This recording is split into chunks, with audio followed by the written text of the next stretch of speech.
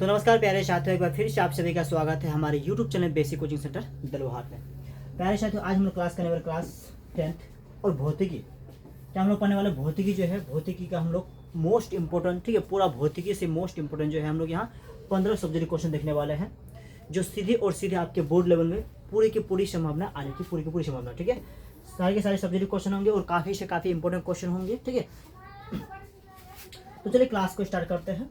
और ये भौतिकी सब्जेक्ट है, मोस्ट जो है 15 मोस्ट वीआई सब्जेक्ट क्वेश्चन है, और यह जो 2025 के लिए, ठीक है, एकदम काफ़ी से काफ़ी इंपॉर्टेंट है। ऐसे क्वेश्चन जो है आपके जो 2025 के एग्जाम में पूछे जाएंगे। तो चलिए क्लास को आगे बढ़ाते हैं। उससे पहले चैनल को यदि सब्सक्राइब नहीं किए हैं तो चैनल को सब्सक्राइब कर लीजिए, वीडियो को लाइक कर लीजिए और अपने दोस्तों तक शेयर कर दीजिए, क्योंकि सारे के सारे क्वेश्चन धमाल वाले क्वेश्चन हैं और यही क्वेश्चन हूबहू जो आपका एग्जाम 2025 के एग्जाम में छपेंगे, ठीक है। तो चलिए आइए हम क्लास को आगे बढ़ाते हैं और स्टार्ट करते हैं और लेके चलते हैं आज के पहला क्वेश्चन में, ठीक है। पहला क्वेश्चन क्या है, ठीक है, आज की जो पहला क्वेश्चन है, सारे के सारे क्वेश्चन जो काफ़ी इंपॉर्टेंट क्वेश्चन है, और उसी के साथ जो है सबसे पहला क्वेश्चन में आप देख पा रहे थे, सबसे पहला क्वेश्चन जो आपके सामने आ चुके हैं, और सबसे पहला क्वेश्चन, ठीक है, आपको समझना है और लिखना है, ठीक है, और याद भी कर लेना है।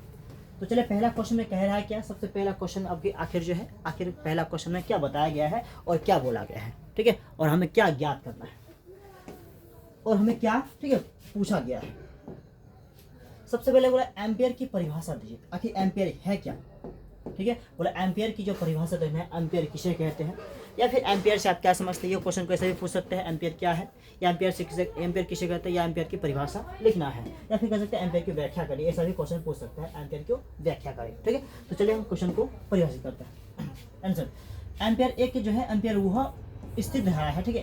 एम्पियर जो है बोला वह स्थिर धारा है जिसे, ठीक है, जिसे यदि दो अस्तमित, जिसे क्या किया जाए, यदि दो अस्तमित, ठीक है, लंबाई के समांतर, असीमित लंबाई के समांतर, जैसे कि ये असीमित लंबाई है, ठीक है, और ये भी असीमित लंबाई के समांतर चालकों में रखा जाए, ठीक है, दो असीमित लंबाई के चालक में भी हम रख जाए तो उनका जो है नग्न, ठीक है, जिनका जो है नग्न बोला है अनुप्रस्थ क्षेत्रफल, ठीक है, हो, और जो है निर्वात में एक जो है मीटर की दूरी पर, ठीक, 1 मीटर की दूरी पर क्या हो, ठीक है, स्थिर हो, तो उन चालकों में जो है 2 × 10 के हाथ में कितना माना 1 जो है न्यूटन प्रति मीटर के बल पर जो है उत्पन्न करेगा, ठीक है। इससे जो है एम्पियर की परिभाषा विद्युत धारा में आप अच्छी तरह से पढ़ चुके हैं। यहाँ पूछे एम्पियर की परिभाषा लिखिए, एम्पियर क्या है, एम्पियर की परिभाषा लिखना सिर्फ और सिर्फ या फिर आपसे पूछ सकते हैं एम्पियर को परिभाषित करें, ठीक है। तो चलिए हम क्या अगला क्वेश्चन में चलते हैं। अगला क्वेश्चन क्या है, अवतल दर्पण के उपयोग को लिखना है। अवतल दर्पण क्या है और इसका उपयोग हम कहाँ करते हैं। अवतल दर्पण जो है इसका दैनिक जीवन में हम लोग कहाँ का उपयोग करते हैं। आप दैनिक जीवन के उपयोग जो जहाँ करते हैं उसको भी उपयोग ले सकते हैं, या कोई भी और जो सारे उपयोग है इसका आप लिख सकते हैं।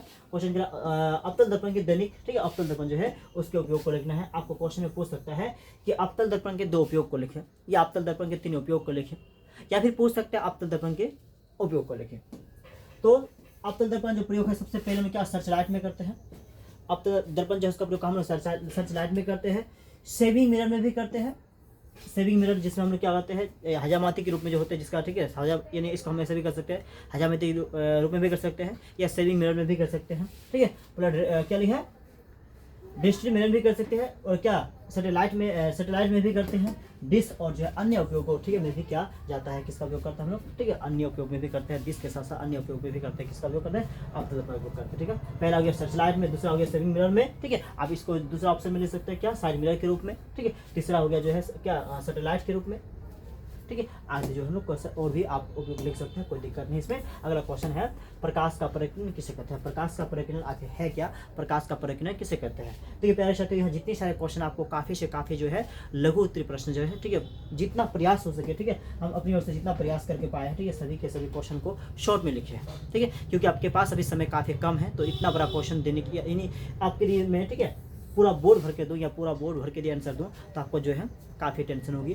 तो पूरा से पूरा जो है जितना मुझसे हो सके हम क्या करें, आंसर को सॉल्व करने का प्रयास किए हैं और काफ़ी से काफ़ी संक्षेप में देने का प्रयास किए हैं, ताकि जो आपको जल्द से जल्द एक बार में नहीं तो 2 बार में एक बार देखने से ही क्या जाए, आपको पूरा का पूरा डेफिनेशन याद हो जाए और आपको, ठीक है, देखते ही जो है क्वेश्चन को याद करने की हिम्मत आ जाए, ठीक है। तो पूरा जो क्वेश्चन का आंसर है हम लघु से लघु और शॉर्ट से शॉर्ट देने का प्रयास किए हैं। देखो प्रकाश का परिकिरण से अब किसे कहते हैं, जब प्रकाश, ठीक है, जब प्रकाश किरणें अपने सीधे, ठीक है, रास्ते से भटक जाती है। जब प्रकाश की किरण क्या होते हैं, सीधे रास्ते से, जैसे प्रकाश की किरण जाते जाते क्या होते हैं, सीधे रास्ते से जाना चाहिए, जाते जाते क्या भटक जाता है। जब प्रकाश की किरणें अपने सीधे रास्ते से भटक जाती है तो इससे बोला है प्रकाश का परिकिरण कहलाते हैं। तो हम इसे क्या, प्रकाश का परिकिरण कहलाते हैं। ये जैसे ज़्यादा एक कोई कण आ गया कि इस कण के माध्यम से, इस कण से टकराने के बाद जो है, अब इस कण से टकराया और टकराने के बाद जो प्रकाश की किरण क्या हुआ, दिशा में क्या हुआ, मुड़ गया। अब दिशा में जो मुड़ा, इसे हम क्या कहते हैं, प्रकाश का परिकिरण कहते हैं। दिशा मुड़ने की जो परिघटना होता है हम क्या बोलेंगे, प्रकाश का परिकिरण कहते हैं। ठीक है, कहते हैं यह एक जो है सामान्य भौतिक बोला क्या प्रक्रिया है। यह जो एक सिर्फ और सिर्फ क्या सामान्य भौतिक प्रक्रिया है, यह एक रासायनिक प्रक्रिया नहीं है। क्योंकि उसमें जो होती है सिर्फ और सिर्फ क्या दिशा में परिवर्तन होती है। ऐसा नहीं कि उसमें क्या पूरा का पूरा सिस्टम या पूरा का पूरा प्रक्रिया में परिवर्तन होते हैं, ऐसा बिल्कुल नहीं। सिर्फ और सिर्फ क्या दिशा में परिवर्तन होते हैं। अगला क्वेश्चन में चलेंगे ओम के, ठीक है, ओम का जो नियम में, किसके नियम में, क्वेश्चन कह रहा है ओम का नियम में ताप को अचर रखा जाता है क्यों। ओम का नियम में ताप जो है, ताप को हमेशा अचर क्यों रखते हैं। ओम का नियम में ताप को जो हम अचर क्यों रखते हैं, इसका कारण पूछा है कि ओम का जो नियम होता है उनको, ये क्वेश्चन भी आपको काफ़ी इंपॉर्टेंट है कि ओम के नियम को लिखिए या ओम के नियम को लिखकर सत्यापित करें। यदि आपसे पूछे ओम के नियम को लिखकर सत्यापित करें तो काफ़ी जो ये क्वेश्चन पूछेगा, यदि आपसे तो 5 नंबर में पूछेगा। यदि ओम के नियम को लिख यदि पूछेगा तो 2 नंबर में पूछेगा। ये देखिए, ये ओम का नियम में ताप को अचर क्यों रखा जाता है, ये क्वेश्चन यदि आपसे पूछे, ये भी लघु उत्तर प्रश्न पूछे जाएंगे और शॉर्ट में पूछे जाएंगे। ठीक है, ताप के बाद, ठीक है, ताप के बदलने से प्रतिरोध का मान बढ़ जाता है क्यों। ओम का नियम में ताप का अचर, ठीक है, अचर, ताप का अचर में क्यों रखते हैं, क्योंकि ताप के बढ़ने से प्रतिरोध का मान जो है बदल जाता है। जब ताप बढ़ जाता है तो प्रतिरोध जो होता है उसके मान जो है कि बिल्कुल जो है क्या बदल जाता है, या तो काफ़ी शून्य हो जाएगा या काफ़ी अधिक। ठीक है, जिससे धारा का जो है सही बोले मान, ठीक है, सही मान नहीं प्राप्त होता है। क्या होता है कि ओम का नियम में ताप को अचर क्यों रखा जाता है, तो ओम का नियम में ताप को इसलिए अचर रखा जाता है क्योंकि ताप के बदलने से प्रतिरोध का मान बदल जाता है। क्योंकि ताप के बढ़ने से, ठीक है, ताप के बदलने से या ताप के बढ़ने से प्रतिरोध जो है उसका मान क्या बदल जाता है। ठीक है, जिससे धारा का जो है सही से मान नहीं निकल पाता है, जिससे धारा का जो सही से मान हम प्राप्त नहीं कर पाते हैं या नहीं निकल पाते हैं, अर्थात एक साथ कई मान बदल जाता है। इसलिए तापक्रम को हमेशा अचल में रखा जाता है। इसलिए तापक्रम हमेशा क्या होते हैं, अचल में रखा जाता है। यदि आपसे पूछे कि ओम का नियम में, ठीक है, ताप को अचल क्यों रखा जाता है, आपको लिखना ओम का नियम में ताप को अचल इसलिए रखा जाता है क्योंकि ताप के बदलने से प्रतिरोध का मान बदल जाता है। क्योंकि ताप के बदलने से प्रतिरोध जो है उसका मान क्या बदल जाता है, जिससे धारा का सही से मान जो है प्राप्त नहीं किया जा सकता है। जिससे धारा का जो सही से मान या सही से मान जो है हम प्राप्त नहीं कर पाते हैं या प्राप्त नहीं कर सकते हैं। ठीक है, क्वेश्चन नंबर 5 में आइए। क्वेश्चन 5 है, चुंबक क्षेत्र रेखाएं के किन्हीं 2 गुणों को लिखना है। चुंबक जो क्षेत्र रेखा है इसके हमें क्या लिखना है, किन्हीं और 2 गुणों को लिखना है। किन्हीं 2 गुणों को लिखना है, क्या लिखना है, चुंबक क्षेत्र रेखाएं के किन्हीं 2 गुणों को लिखना है। पहला गुण हो गया चुंबक के क्षेत्र रेखाएं के गुण हो गया, पहला हुआ चुंबक क्षेत्र रेखाएं जो है एक दूसरे को कभी नहीं काटती है। चुंबक क्षेत्र रेखा जो है कभी भी एक दूसरे को नहीं काटती है। चुंबक क्षेत्र रेखाएं कभी एक दूसरे को नहीं काटते हैं। ये क्वेश्चन आपसे पूछ सकता है कि चुंबक क्षेत्र रेखा एक दूसरे को क्यों नहीं काटते हैं, चुंबक क्षेत्र रेखा जो है एक दूसरे को क्यों नहीं काटते हैं, ये क्वेश्चन भी आपसे पूछ सकता है। तो चुंबक क्षेत्र रेखा जो है एक दूसरे को नहीं काटते हैं। पहला गुण हो गया चुंबक क्षेत्र रेखा के, पहला गुण हो गया चुंबक क्षेत्र जो रेखा होते हैं कभी भी एक दूसरे को नहीं काटती है।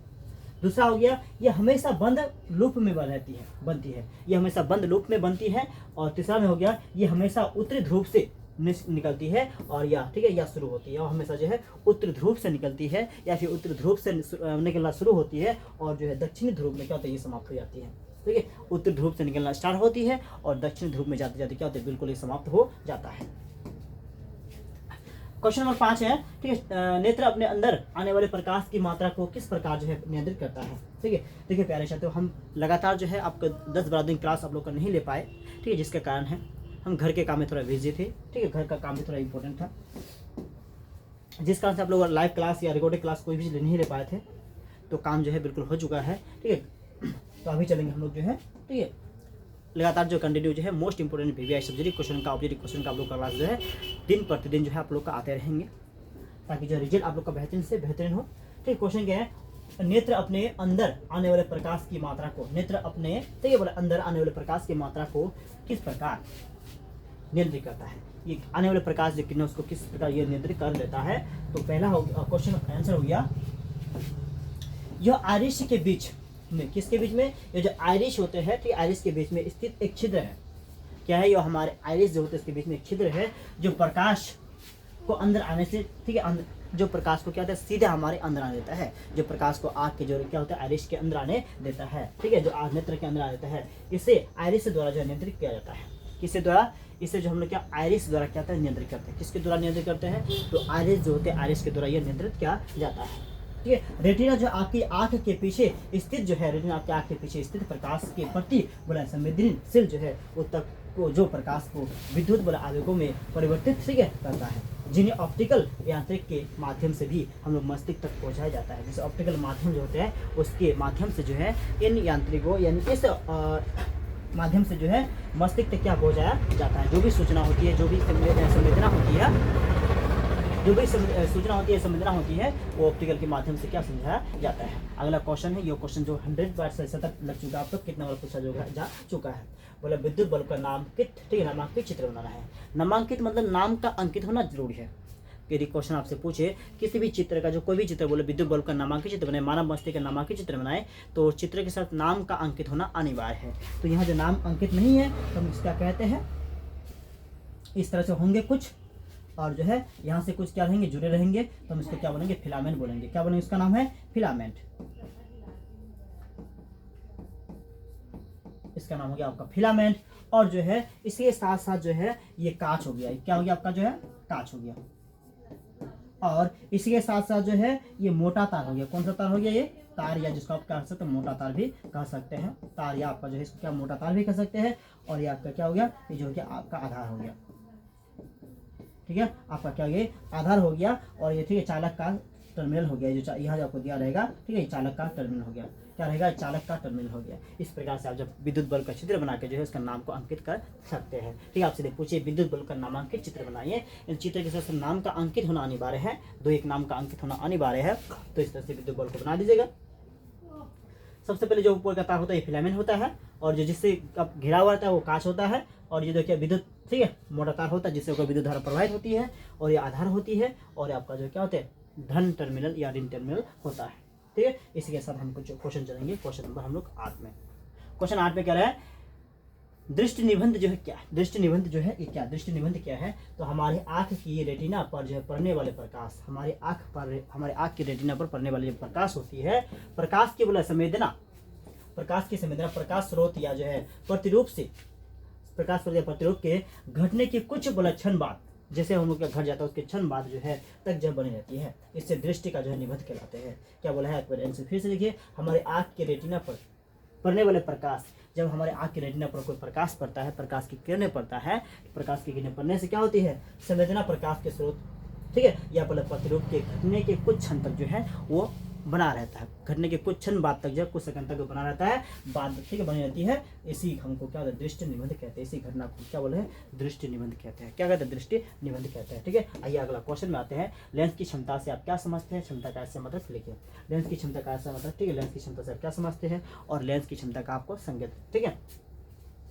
किसी लेंस की फोकस दूरी के व्युत्क्रम को जो है लेंस की क्षमता कहते हैं। किसी लेंस की जो है किसी लेंस की फोकस दूरी के व्युत्क्रम को लेंस की क्षमता कहते हैं। और इसका ऐसा मतलब जो होता है आपको जो है प्रति मीटर होती है। क्या होती है? इसकी क्षमता का ऐसा मतलब आपको प्रति मीटर होते हैं। लेंस की क्षमता का एक अन्य मात्रक जिसको हम डायप्टर भी कहते हैं। लेंस की क्षमता का अन्य मात्रक क्या? आपका डायप्टर जो है वो भी होता है, जिसका डी से सूचित करते हैं। ये एक डायप्टर ऐसे लेंस है, ठीक है, की क्षमता को कहते हैं जिसकी फोकस दूरी क्या होती है? 1 मीटर हो, जिसकी फोकस दूरी क्या होती है? आपका कृष्ण फोकस 1 मीटर होती है। ठीक है, इसी के साथ चलते हैं हम नेक्स्ट क्वेश्चन में। अगला क्वेश्चन में, क्वेश्चन नंबर 10 में प्रकाश के अपवर्तन के नियमों को लेके, प्रकाश के अपवर्तन के नियम हो गया, प्रकाश के अपवर्तन के नियम हो, काफी इंपॉर्टेंट क्वेश्चन है। लेकिन इस बार जो है प्रकाश के अपवर्तन जो है पूछने की पूरी संभावना, इस बार जो है प्रकाश के अपवर्तन नहीं पूछेगा, बल्कि प्रकाश के अपवर्तन जो सवाल है ये पूछने की पूरा चांसेस है। ठीक है, आपतित किरण जो है अपतन बिंदु पर जो है अभिलंब और, ठीक है, अपवर्तित किरण तीनों एक ही समतल पर होते हैं। क्या बोलता है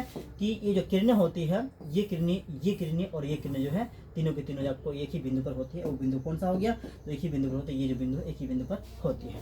बोला किन्हीं दो माध्यमों और प्रकाश के किन्हीं विशेष वर्ण की बोला के लिए आपतन कोण की जया जो होती है, आपतन कोण की जया और अपवर्तन कोण की जया का, ये अपवर्तन कोण की जया और अपवर्तन कोण की जया का जो अनुपात होता है एक नियतांक होता है। क्या होता है? एक नियतांक में होता है। अपवर्तन कोण की जया ये और परावर्तन कोण अपवर्तन, ठीक है, अपवर्तन कोण की जया ये दोनों के दोनों क्या होते हैं? एक नियतांक में होती है। ठीक है, इसी प्रकार क्वेश्चन चलेंगे। क्वेश्चन क्या, लघुपतन क्या है या फिर लघुपतन से आप क्या समझते हैं। क्वेश्चन है कि लघुपतन क्या है या फिर लघुपतन से आप क्या समझते हैं। तो आंसर देखिए, जब विद्युतमय तथा जो है उदासीन तार, जब विद्युतमय तार जिसमें क्या विद्युत धारा होती है एवं उदासीन तार आपस में संपर्क में आ जाते हैं, जब विद्युतमय तार और ठीक है उदासीन तार आपस में संपर्क आ जाते हैं, यानी जब इसमें क्या प्लस तार और माइनस तार, ठीक है, जब यानी प्लस तार, ठीक है, ये प्लस तार और जो है माइनस तार यानी काला तार, ठीक है, आपको जो है क्या दोनों के दोनों संपर्क में आ जाते हैं, ठीक है, दोनों के दोनों क्या होता है संपर्क में आ जाते हैं, यानी प्लस और जो माइनस दोनों के संपर्क में आते हैं।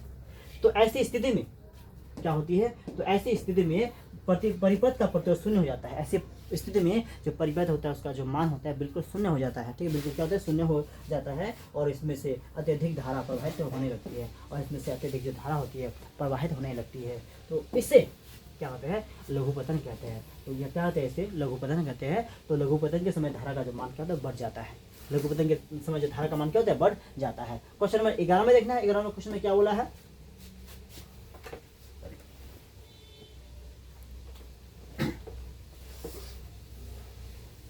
देखिए 11 में बोला है सूर्य के ऊर्जा का स्रोत क्या है। जो सूर्य है, सूर्य की ऊर्जा जो है उसका ऊर्जा का स्रोत क्या है, सूर्य की ऊर्जा जो है उस ऊर्जा का स्रोत क्या है।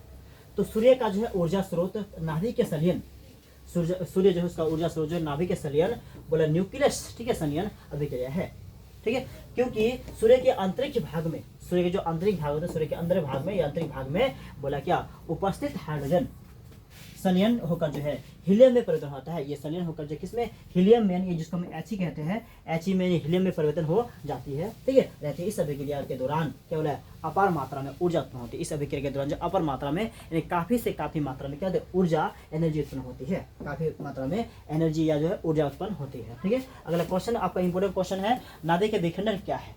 अगला इंपोर्टेंट क्वेश्चन आपका जो है नाभिक के विखंडन क्या है। तो नाभिक के विखंडन क्या है क्वेश्चन आपसे पूछ सकते हैं, या आपसे ये भी पूछ सकती है नाभिक के जो विखंडन से आप क्या समझते हैं, नाभिक के विखंडन क्या है, या फिर नाभिक के विखंडन से आप क्या समझते हैं। वह अभिक्रिया जिसे एक भारी नाभिक में, वह अभिक्रिया जिसमें एक भारी नाभिक के एक बोला धीमी गति से न्यूट्रॉन के प्रवेश, ठीक है, के उपरांत दो हल्के नाभिक में टूट जाता है। क्या बोला है, वह अभिक्रिया जिसमें एक भारी नाभिक एक धीमी गति से न्यूट्रॉन के प्रवेश के उपरांत दो हल्के नाभिक में टूट जाता है, तब अत्यधिक मात्रा में ऊर्जा, ठीक है, बोला क्या अत्यधिक मात्रा में ऊर्जा जो है क्या विमोचित होती है, यानी उत्पन्न होती है, ठीक है, उत्पन्न होती है। इसे हम क्या नाभिक के विखंडन कहलाते हैं। क्या कहते हैं, इसे हम नाभिक के विखंडन कहलाते हैं। क्या कहते हैं, इसे नाभिक के विखंडन कहलाते हैं। वह अभिक्रिया जिसमें एक भारी नाभिक जो होते हैं, एक बड़ा सा नाभिक यानी भारी नाभिक यानी बड़ा सा नाभिक, जब ये क्या एक धीमी गति से न्यूट्रॉन से टकराते हैं, ठीक है, प्रवेश का जो है उपरांत दो हल्के यानी जो टूकर जो है हल्के नाभिक में जब बढ़ जाते हैं, किससे हल्के नाभिक में जाते हैं, तो इससे काफी मात्रा में क्या ऊर्जा उत्पन्न होती है, काफी मात्रा में क्या होती है ऊर्जा उत्पन्न होती है, ठीक है। नंबर 14 में प्रतिरोध की उत्पत्ति के कारण क्या है। जो प्रतिरोध है उसका उत्पत्ति का कारण क्या है, प्रतिरोध जो है उसके उत्पत्ति के कारण आखिर है क्या, ठीक है। तो आइए जानते हैं। कुछ पदार्थ जो है अपने से होकर दूसरे पदार्थ की अपेक्षा कम धारा प्रवाहित होने देता है। कुछ पदार्थ ऐसे होते हैं कि उसकी तुलना में ये अपने से होकर कम धारा को यानी कम विद्युत धारा को अपने से होकर जाने देता है, कम धारा को अपने से होकर जाने देता है या अपने से होकर जो है प्रवाहित होने देता है। दूसरे शब्द में कहे कुछ पदार्थ धारा के, ठीक है, प्रवाह के अन्य पदार्थ की तुलना में अत्यधिक प्रतिरोध उत्पन्न करता है, ठीक है। तो क्या बोला है, प्रतिरोध के उत्पत्ति का कारण क्या है, तो निश्चित विभवांतर पर जो है किसी चालक से कम धारा बोला प्रवाहित होती है तो चालक का प्रतिरोध भी अत्यधिक होता है। इसके बोला क्या विपरीत, यदि चालक से अत्यधिक धारा प्रवाहित होती है तो वह जो है क्या होती है, तो वह जो है चालक का प्रतिरोध, ठीक है, कम हो जाता है। तो इससे आप कुछ नहीं आपको रखना है, प्रतिरोध की उत्पत्ति के कारण क्या है, तो प्रतिरोध क्यों उत्पन्न होती है, कुछ पदार्थ अपने से होकर जो है दूसरे, ठीक है, पदार्थों की अपेक्षा कम धारा प्रवाहित होने देता है, कम धारा प्रवाहित होने देता है, ठीक है। इसको हम क्या कहते हैं, इसी से क्या होता है आपका जो है प्रतिरोध की उत्पत्ति होती है, ठीक है। अपने से होकर कम को जाने देता है यानी उसको धारा को क्या होता है वो रोकता है, धारा को क्या नहीं रोकता है। आपको लिखना क्या, प्रतिरोध की उत्पत्ति के क्या कारण है, कुछ पदार्थ अपने से होकर, ठीक है, दूसरे पदार्थ की अपेक्षा जो है अपने से होकर कम धारा को प्रभावित होने देता है, ठीक है, कम धारा को प्रभावित होने देता है, और कुछ को क्या रोक देता है, इसको हम क्या बोलेंगे, प्रतिरोध।